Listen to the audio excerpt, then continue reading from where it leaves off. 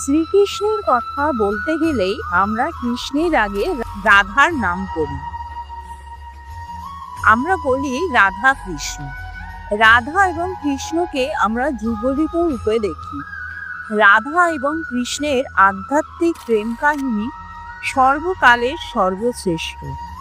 শ্রীকৃষ্ণের কাছে দুটি জিনিস সবচেয়ে প্রিয়, যেটা হলো বাঁশি এবং রাধা।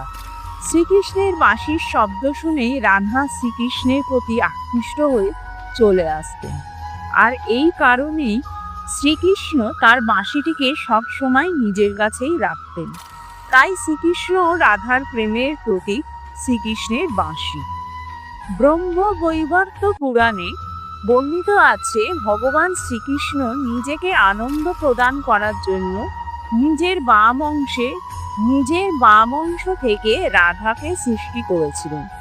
ভগবান শ্রীকৃষ্ণের আদিশক্তি রাধা।